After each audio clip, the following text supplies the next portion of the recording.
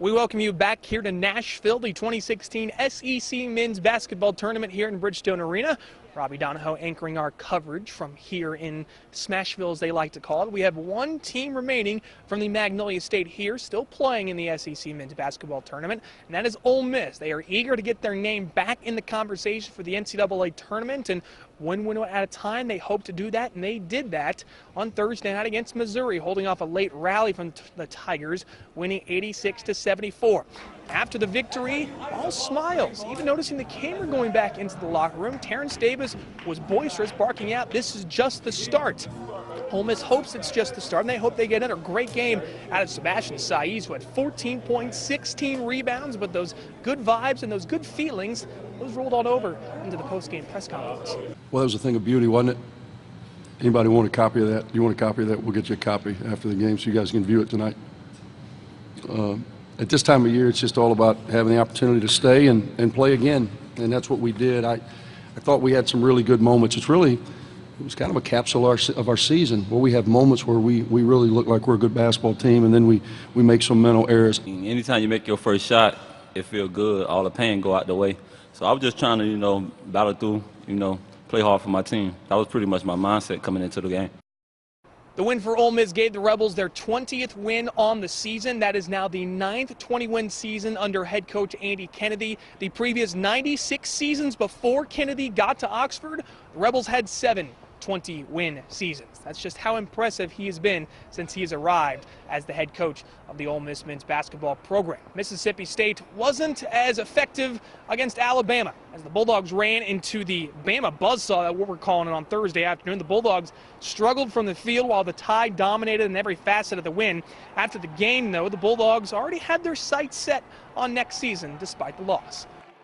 We're going to be a much improved team because of number one, the nucleus that returns. It's gone through a season like this where they've really been right there in so many of the SEC games and faltered here down the stretch where we had a chance to win. So it's getting over that hump. And then also just what we're adding in terms of our biggest need is front line bolster, and I think we're doing that. The program in great hand. I think this year I've done a pretty good job of trying to lead and, set the foundation. My first 3 years I had a losing season. This year I finished even. And next year, like I said before, I expect a 20-win season, and I expect to see him in the NCAA tournament. Coach Ben Howland does a great job with his team. They're a young team with a bright future. We're going to be battling them for years and years to come. But fortunately, unfortunately for them, they just didn't have their best night. Mississippi State finished the season 16-16 overall. Now, there is one bright spot coming from that. The Bulldogs finished 500 or better for the first time in 5 years. So it's slowly building the program up under head coach Ben Howland, who is notable for taking his teams from year 2 to year 3 and just a astronomical jump in terms of wins and making the NCAA tournament. He did it at Northern Arizona, at Pittsburgh, and UCLA, and he'll look to do that coming up next season at Mississippi State. Well, speaking of Bulldogs, the Georgia Bulldogs are moving on into the next round of the SEC Men's Basketball Tournament as UGA took down a Gain Tennessee team late. They will face off against Kentucky here in Nashville coming up on Friday afternoon. But a notable Bulldog on Georgia is Boonville native Kenny Paulgino, who's playing out his final season at UGA, the senior, reminiscing about the good times and the good moments that he's had while being a Georgia Bulldog.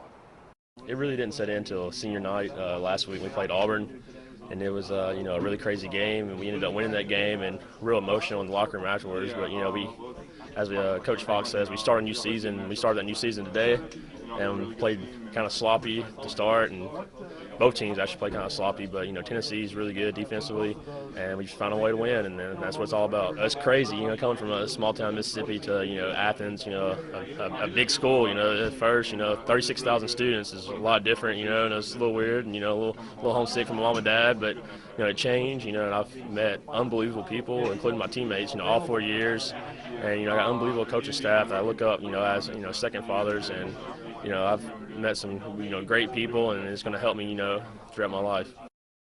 So Georgia's trying to put themselves into the NCAA conversation. So is Ole Miss. The Rebels will once again play the nightcap on Friday. It'll be an 8:30 p.m. tip time as they will get another chance to take down an Arkansas team that's in the NCAA conversation, currently projected as a 9 seed, according to Joe Lunardi's bracketology, but still, every win is precious at this point of the season. Ole Miss hopes they can get one against Arkansas and in the process make a run at the championship game. If you remember 2013 on this very same court when Marshall Henderson and Ole Miss won the SEC Tournament Championship, they started their SEC tourney run with a win against Missouri.